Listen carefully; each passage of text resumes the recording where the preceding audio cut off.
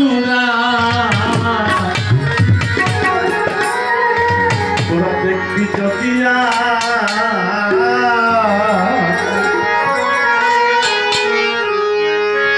আমার আল্লাহর ঘরে উদয় হইল আলী মতো যায়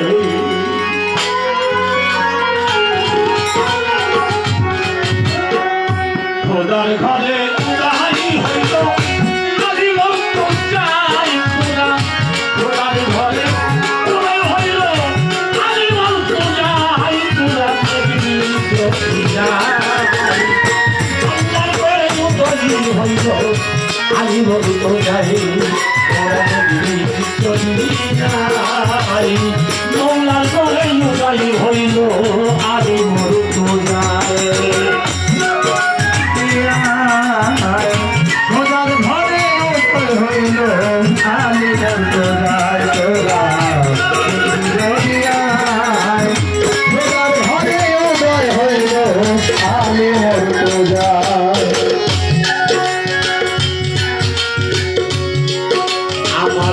নবী গেলেন মেরাজেতে নিজেই বন্ধুর সাক্ষাতে নবী গেলেন মেরাজেতে নিজেই বন্ধুর সাক্ষাতে নবী গেলেন মেরাজেতে নিজেই বন্ধুর সাক্ষাতে আল্লাহ আল্লাহ নিজে কথা বলে আমি সরে কথাই দেখো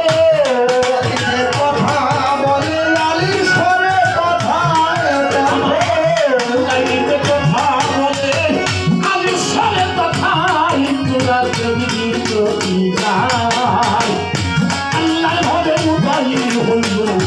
আলী মতো যায় খোদার ঘরে উদয় হইল আলী মতো যায় খোদার ঘরে উদয় হইল আলী মতো যায় তাই নবী গেলেন মেরাজেতে নিজেই বন্ধুর সাক্ষাতে নিজেই বন্ধুর সাক্ষাতে নবী গেলেন মেরাজেতে নিজেই বন্ধুর সাক্ষাতে আল্লাহ নিজে কথা বলে আমি সব কথাই আল্লাহ কথা বলে আল্লাহ সরে কথাই দেখো আল্লাহ নিজে কথা বলে আমি সরে কথাই খোদার ঘরে উদয় হইল আমি মতো যাই খোদার ঘরে উদয় হইল আমি মতো যাই খোদার ঘরে উদয় হইল আমি মতো যাই আমার মৌলাই বলে ওগো দোস্ত দিয়া দাও তাহার দায়িত্ব মৌলাই বলে ওগো দোস্ত দিয়া দাও তাহার দায়িত্ব বলে ওগো দোস্ত দিয়া দাও তাহার দায়িত্ব 16 লক্ষ সাহাবীর মাঝে প্রকাশ পাই মৌলাই 16 লক্ষ লোকের মধ্যে প্রকাশ পাই কথাই সাহাবীর মাঝে প্রকাশ পাই মৌলাই আল্লাহর ঘরে উদয় হইল আমি মতো যাই ঘরে আল্লাহর ঘরে উদয় হইল আমি মতো যাই মৌলা ঘরে উদয় হইল আমি মতো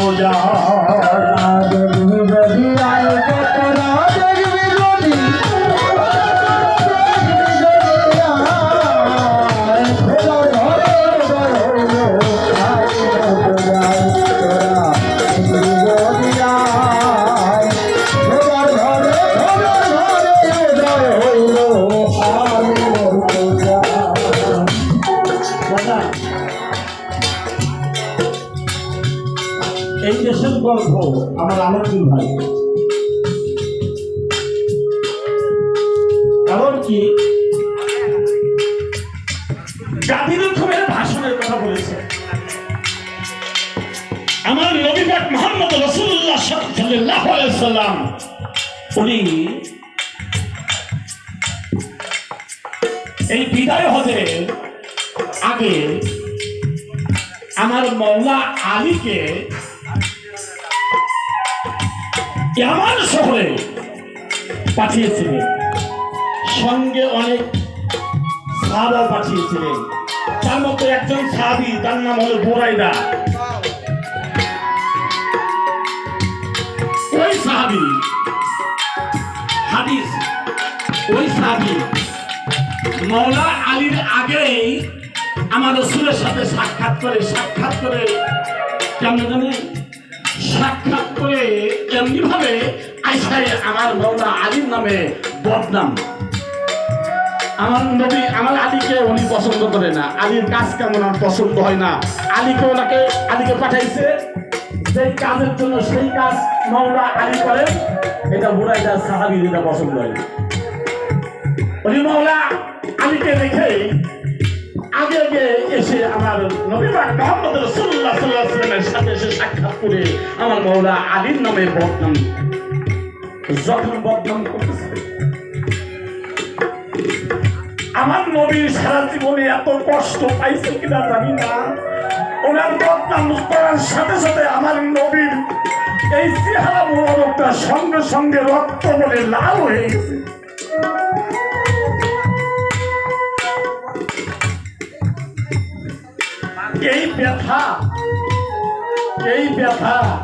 এই ব্যথা পাইয়া তখন আমার নবী কইল, আরে তুই তো জানিস না আমার মওলা আলীকে, আমি আর আমার আলী আমরা একই নূরের দুইটি অংশ, আর আমার মওলা আলীর সম্পর্কে তুই বদনাম করছিস। মওলা আলী কিছু না কয়ে ব্যথা বুকে চাপা লইয়া যখন উনি এই যে গাদিনে ঘুমে গেলেন, গাদির খুব নামক জায়গায় যেখানে বাসন দিলেন, তার এই ব্যথা সহ টোটাল আমার মওলা আলীকে তাকে তাই জানাইয়ে দেওয়ার জন্য, বোঝাই দেওয়ার জন্য, শুধু বোঝাই দেওয়ার জন্য না, 100 লক্ষ সাহাবীর মধ্যে এই যে আমরা যাকে বলি প্রধান খলিফা আবু বকর সিদ্দিক, ওমর, ওসমান, আরো হাজার হাজার যারা সাহাবী আমার নবীর হাতে যারা বায়াত হয়েছিল, ওই দিনকে আমার নবী নিজেই বলেছিল, তোমরা আজ হইতে আমার হাতে যারা বায়াত হয়েছিলে, আজ হইতে এই মুহূর্তে আমার মওলা আলীর হাতে বায়াত হয়ে যাবে।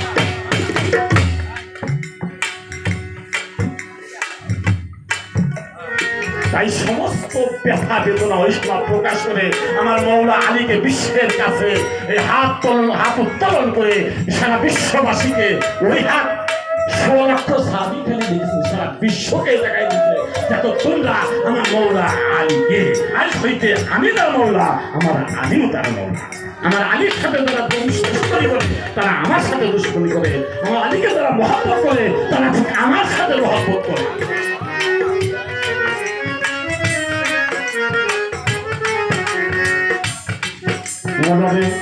আল্লাহ বলে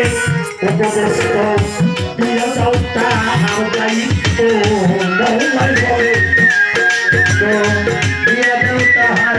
দায়িত্ব, আল্লাহ বলে উপদেষ্ট দিয়া যাও তাহার দায়িত্ব। 100 লক্ষ সাহাবীর মাঝে প্রকাশ পাই মওলাই রাখো, 100 লক্ষ সাহাবীর মাঝে প্রকাশ পাই মওলাই রাখো, 100 লক্ষ সাহাবীর মাঝে প্রকাশ পাই মওলাই যাই। আল্লাহ ঘরে উদয় হইল আমি বলতে যাই, ওরা তুমি তোরার ঘরে উদয় হইল আমি বলতে যাই, তোরা তোরার ঘরে উদয় হইল আমি বলতে যাই। পাগল সোহেল বড়ই নাদার বোঝে না মওলা আলীর শান,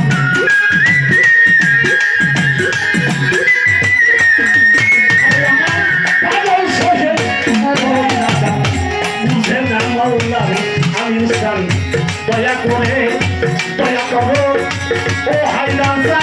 পিড়িতে মলাই ধরে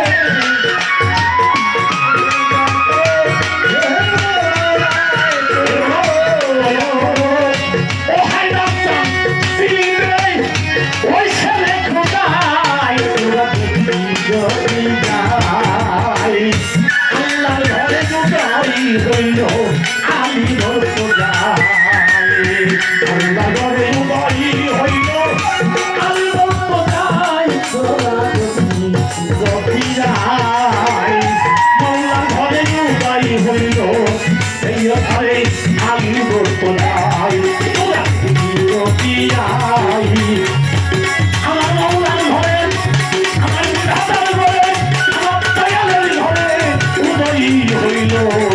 আমার আলী যাই সর্বোচ্চ ভক্তি রাখি